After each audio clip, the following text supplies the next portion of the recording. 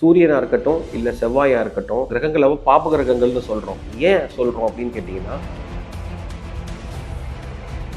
இப்ப செவ்வாய் தசை வந்துருச்சுனாலே, நம்ம கையில அடிபடுறதோ, ரத்த சம்பந்தமான இது வர்றதோ, இல்ல ரத்தம் வெளியேறதோ இதெல்லாம் சொல்றோம். எந்த கிரகங்கள் நம்ம உடம்புல நேர்மறையான தாக்குதலை உருவாக்குதோ, அதை சுப கிரகங்கள்னும், எந்த கிரகங்கள் வந்து எதிர்மறையான தாக்குதலை உருவாக்குதோ, அதை பாப கிரகங்கள்னு பிரிச்சு வச்சிருக்காங்க.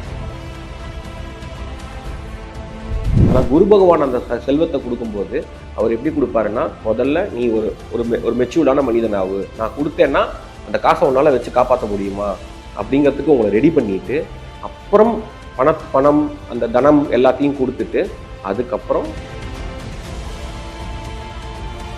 சுக்கராச்சாரியார் வந்து என்ன பண்ணுவார்னா, இமீடியட்டான ஃபண்டு, அதாவது உடனே ஒரு அதிர்ஷ்டத்தை கொடுத்துட்டு நல்ல ஒரு சொகுசான வாழ்க்கையை கொடுப்பாரு. லக்ஸுரி வந்து சுக்கரன் கொடுக்குற தனம் இதை பத்தி தான் இருக்கும். அதாவது உங்களுக்கு ஒரு சொகுசான வாழ்க்கைக்கு என்ன ஒரு அமைப்பு வேணுமோ அதை சுக்கராச்சாரியார் கொடுத்து. ஆனா குரு அப்படி கிடையாது.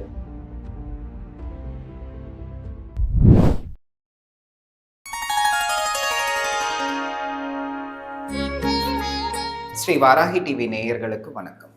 இன்னைக்கு நம்ம கூட இதம் ஆஸ்ட்ரோ ஃபவுண்டர் மற்றும் ஆஸ்ட்ரோ ஸ்ட்ராட்டஜிஸ்ட் மிஸ்டர் ஹரிஹரசுதன் தான் நம்ம கூட இணைஞ்சிருக்கார். வணக்கம் சார். வணக்கம். ஸ்ரீ வாராகி டிவி நேயர்களுக்கு என் அன்பான வணக்கத்தை தெரிவித்துக் கொள்கிறேன். சார், ஒரு மனிதனோட வாழ்க்கையில் நவ கிரகங்கள் ஒரு முக்கிய ரோல் பிளே பண்ணுதுன்னுட்டு ஜோதிடமாகவும் ஆன்மீகமாகவும் நிறைய விஷயங்கள் சொல்கிறது உண்டு. நவ கிரகங்கள் 9 கோள்களை தான் வந்து நாம நவ கிரகங்கள் அப்படின்னு சொல்றோம் இல்லைங்களா? இந்த கிரகங்கள் என்ன வேலை செய்யுது, அதுக்கு ஏன் அவ்வளோ ஒரு முக்கியத்துவம்? வணக்கம். இப்போ நவகிரகங்கள் அப்படின்னு எடுத்துட்டோம் அப்படின்னா, நவகிரகங்கள் எப்படி வருது அப்படின்னு சொல்லி பார்த்தீங்கன்னா, முதல்ல உலகத்தை சென்டர் பாயிண்டாக வச்சுக்கிறோம். நம்ம எர்த்தை வந்து சென்டர் பாயிண்டாக வச்சுக்கிறோம். இது சுற்றி இருக்கக்கூடிய கிரகங்கள், உபகிரகங்கள், விண்மீன்கள், இது எல்லாமே என்ன விதமான தாக்குதலை உருவாக்குது. தாக்குதல் இன் த சென்ஸ் எப்படி சொல்றது, தாக்கம், இம்பேக்ட். அதை எப்படி சொல்றது அப்படின்னா, கிரக ஒளின்னு ஒன்று இருக்கு. இப்போ நம்மக்கிட்ட பார்த்தீங்கன்னா விண்வெளியில் பார்த்தீங்கன்னா நிறைய கிரகங்கள் இருக்கு, எத்தனையோ கோடி கிரகங்கள் இருக்கு. ஆனால் நம்ம எல்லாமே ஜோசியத்துக்குள்ள எடுத்துக்கிறோம்னா கிடையாது. சில கிரகங்களை மட்டும் ஏன் எடுத்துக்கிறோம், சில விண்மீன்களை மட்டும் ஏன் எடுத்துக்கிறோம், சில உபகிரகங்களை மட்டும் ஏன் எடுத்துக்கிறோம் அப்படின்னா, இந்த பர்டிகுலர் கிரகங்கள் வந்து தன்னுடைய தாக்கம் அப்படின்னு சொல்றது வந்து கிரக ஒளி அப்படின்னு சொல்லலாம். உதாரணத்துக்கு எடுத்துக்கணும்னா, இப்போ நீங்க சனி பகவானை எடுத்துக்கிட்டீங்க, இல்லை வந்து குரு பகவானை எடுத்துக்கிட்டீங்கன்னா, குரு பகவானோட அந்த குரு கிரகத்திலேருந்து நமக்கு மீத்தேனோட வெளிச்சம் வந்து பூமி மேலே படுது. சனி பகவானோட கிரகத்திலேருந்து அல்ட்ரா வயலட் ரேஸ் படுது. அந்த தாக்குதல்னு சொல்றது வந்து அதுதான். அந்த வெளிச்சம் வந்து எந்த அளவுக்கு அது மேலே படுது, அந்த வெளிச்சம் தான் நம்ம உடம்புக்குள்ள வந்து சில வேலைகளை செஞ்சு நம்மளை அதுக்கு ஏற்ற மாதிரி நடவடிக்கைகளை எடுக்க வைக்குது. அதனால தான் நவகிரகங்கள் முக்கியம்னு சொல்றது. நவகிரகங்கள் அப்படிங்கிற ஒரு கான்செப்ட் வந்ததுக்கும் இதுதான் ரீசன். அந்த 9 கிரகங்கள்ல சுப கிரகங்கள், அசுப கிரகங்கள்னு இருக்கு. அதே சார் அதை ரெண்டா பிரிச்சிருக்காங்க. சுப கிரகங்கள் அப்படின்னா எந்த கிரகங்கள் வந்து நேர்மறையான தாக்குதலை நம்ம உடம்புல உருவாக்குதோ அதை தான் சுப கிரகங்கள் அப்படின்னு சொல்றோம். எந்த கிரகங்கள்லாம் எதிர்மறையான தாக்குதலை செய்யுதோ அதெல்லாம் வந்து பாப கிரகங்கள் அப்படின்னு சொல்றோம். ஒரு உதாரணத்துக்கு எடுத்துக்கணும் அப்படின்னா, சூரியனா இருக்கட்டும், இல்லை செவ்வாயா இருக்கட்டும், அந்த கிரகங்களை வந்து அந்த கிரகங்களை பாப கிரகங்கள்னு சொல்றோம். ஏன் சொல்றோம் அப்படின்னு கேட்டிங்கன்னா, சூரியனை பொறுத்த வரைக்கும் ஹீட்டு ரொம்ப வந்து நெருப்புக்கு சொந்தக்காரர் ஆயிடுறாரு. அவர் நம்ம உடம்புல வந்து எதிர்மறையான தாக்குதலை தான் உருவாக்கி கொடுப்பாரு. அதே மாதிரி செவ்வாய் எடுத்துக்கிட்டீங்க அப்படின்னா, அவர் வந்து ரத்தத்துக்கு காரகன். இப்போ செவ்வாய் தசை வந்துருச்சுனாலே நம்ம கையில் அடிபடுறதோ, ரத்த சம்பந்தமான இது வர்றதோ, இல்லை ரத்தம் வெளியேறதோ இதெல்லாம் சொல்றது. ஸோ எந்த கிரகங்கள் நம்ம உடம்புல நேர்மறையான தாக்குதலை உருவாக்குதோ அதை சுப கிரகங்கள்னும், எந்த கிரகங்கள் வந்து எதிர்மறையான தாக்குதலை உருவாக்குதோ அதை பாப கிரகங்கள்னு பிரித்து வச்சிருக்காங்க. இன்னும் டீட்டெயில்டாக சொல்லணும் அப்படின்னா 2 அணி இருக்கு. வந்துட்டு குரு அணி அப்படின்னு இருக்கு, சுக்கிரன் அணின்னு ஒன்று இருக்கு. அதாவது தேவகுரு அப்படிங்கிறவர் தான் குரு. அந்த தேவ அணியில் இருக்கக்கூடிய கிரகங்கள்லாம் பார்த்தீங்கன்னா வந்து நல்ல நேர்மறையான தாக்குதலை உருவாக்குற கிரகமாக இருக்கும். அதே சுக்கிரன் அணிக்குள்ளே போனீங்கன்னா அதெல்லாம் எதிர்மறையான தாக்குதல் உருவாக்குற கிரகமாக இருக்கும். ஸோ அதனால தான் வந்து சுப கிரகம், பாப கிரகம், தேவ கிரகம், அசுர கிரகம்னு பிரித்து வச்சிருக்காங்க. அப்போ நவகிரகங்கள்ல தேவர்களை சேர்ந்த கிரகங்களும் உண்டு, அசுரர்களை சேர்ந்த கிரகங்களும் உண்டு. கண்டிப்பா அவங்களதான் சுப கிரகங்கள், அசுப கிரகங்கள் அப்படின்னு நாம சொல்றோம். கண்டிப்பா. ஓகே. சுப கிரகங்கள்ல யார் யாரெல்லாம் இருக்காங்க, அசுப கிரகங்கள்ல யார் இருக்காங்க? சுபகிரகங்கள்ல பார்த்தீங்க அப்படின்னா குரு அவர் தான் அந்த சுபகிரகங்களுக்கு உண்டான இவரு. அப்புறம் சுக்கிராச்சாரியார் சுக்கிரன் அப்படின்னு சொல்லக்கூடிய கிரகம். ஓகேங்களா? அதுக்கப்புறம் பாபரோடு சேராத புதன். பாபரோடு சேராத புதன்னா தனித்த புதன், இல்லைன்னா பாப கிரகங்களோடு சேராம தனியா இருக்கக்கூடிய புதனா சுபகிரகம்னு சொல்றது. வளர்பிறை சந்திரன், அதாவது அமாவாசைக்கு அப்புறம் வரக்கூடிய சந்திரன்.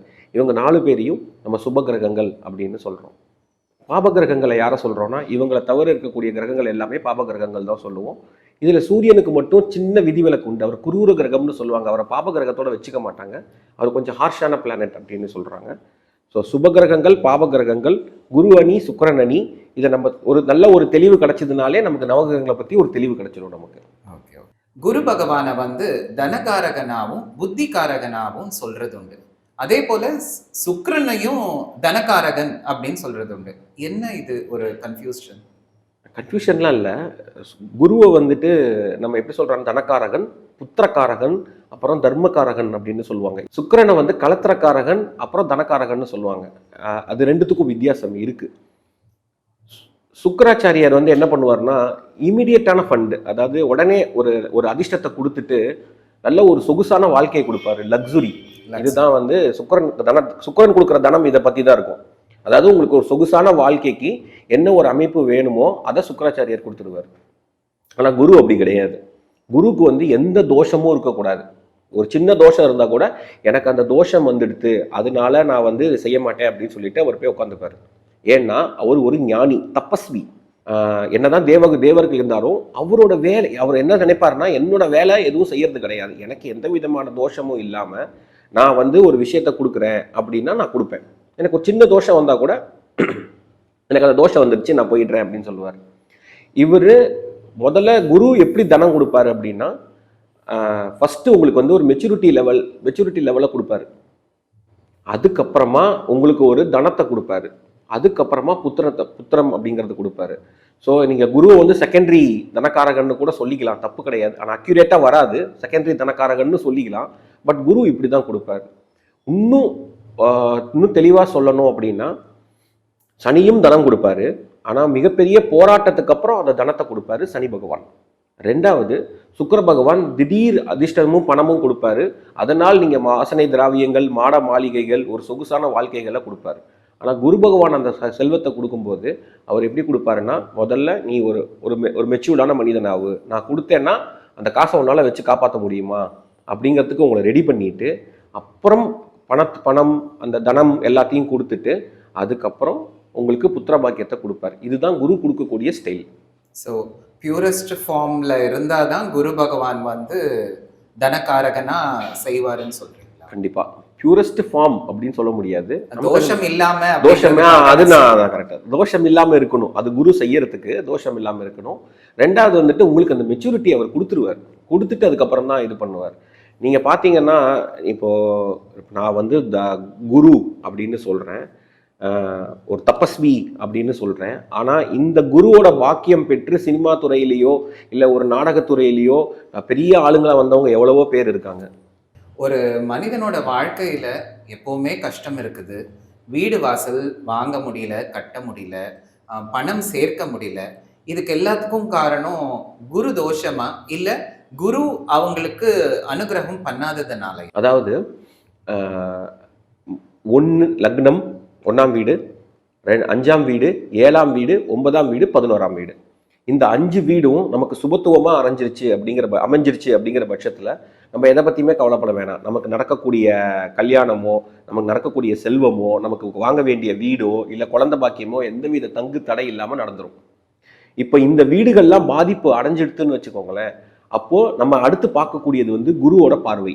குருவோட பார்வை எங்க இருக்கு அப்படின்னு சொல்லிட்டு, இப்போ இந்த குருவோட பார்வை இந்த வீடு மேலெல்லாம் பட்டுச்சுன்னு வச்சுக்கோங்களேன். இதெல்லாம் 3 வீடு மேலதான் படும். பட் இந்த வீட்டுல இருந்துச்சுன்னா அந்த வீட்டுக்கு சம்பந்தமான தோஷங்கள் நிவர்த்தி ஆயிடுச்சுன்னு அர்த்தம். அப்போ அவங்க அந்த பிரச்சனையிலிருந்து மீண்டு வந்துருவாங்க. ஒரு சின்ன சின்ன தடங்கள் இருந்தா கூட அது அவங்களுக்கு நடந்துரும். குரு பார்க்க கோடி நன்மைன்னு சொல்லுவாங்க, அதுக்கு பேர் தான். ஸோ அவருடைய பார்வை பட்டால் அந்த வீடுகள் மூலமா நமக்கு தனம், நீங்க செல்வம் இதெல்லாம் சரியாகும்னு சொல்றீங்க. கண்டிப்பா குரு பார்த்துட்டார் அப்படின்னா, அதாவது குரு வந்து எக்கச்சக்கமான யோகங்களுக்கு அவர் தான் காரகன். ஆக்சுவலி நம்ம ஜாதகத்தில் 3000க்கும் மேற்பட்ட யோகங்கள் இருக்கு. இந்த 3000க்கும் மேற்பட்ட யோகங்கள்ல பார்த்தீங்கன்னா ஏதாவது ஒரு விதத்துல குரு பகவான் வந்து அந்த யோகத்தோட அவர் தொடர்பு பட்டிருக்காருன்னு அர்த்தம். ஒரு உதாரணத்துக்கு எடுத்துக்கணும்னா கஜகேசரி யோகமா இருக்கட்டும், செவ்வாயோட சேர்ந்துட்டு இருக்கிற யோகமா இருக்கட்டும், இல்ல சூரியனோட சேர்ந்து கொடுக்குற யோகமா இருக்கட்டும், இது எல்லாமே ரொம்ப பிரமாதமா வேலை செய்யும். மீண்டும் ஒரு நிகழ்ச்சியில சந்திக்கலாம். வணக்கம். வணக்கம். நன்றி.